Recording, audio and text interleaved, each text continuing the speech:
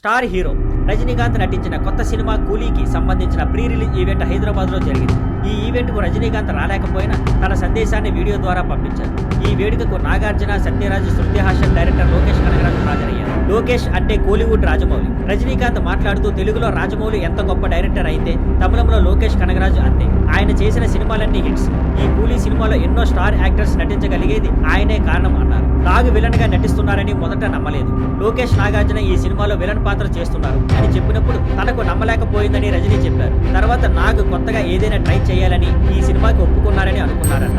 ఈ సినిమాలోని సైమన్ పాత్ర గురించి విన్నాక నాకు ఆ క్యారెక్టర్ చాలా నచ్చింది. నిజంగా ఆ పాత్రను నేనే చేయాలనిపించింది అని చెప్పారు. కానీ స్క్రీన్ మీద నాగార్జున ఆ పాత్రలో ఎంత స్టైలిష్ గా కనిపించాడో చూసి ఆశ్చర్యపోయాను అన్నారు. నాగ్ ఎప్పటికీ యంగలానే ఉన్నాడు. 30 ఏళ్ల కిందట నేను నాగార్జునతో కలిసి ఓ సినిమా చేశాను. అప్పుడు ఎలా ఉన్నాడో ఇప్పుడు అచ్చం అలాగే ఉన్నాడు. కానీ నా మీద జుట్టు మొత్తం పోయింది అంటూ నవ్వుతూ చెప్పారు రజనీ. ఆయన సీక్రెట్ ఏమిటంటే రెగ్యులర్ గా జిమ్ చేస్తాడు, స్విమ్మింగ్ చేస్తాడు, డైట్ కంట్రోల్ చేస్తాడు. అంతేకాకుండా తన తండ్రి నుంచి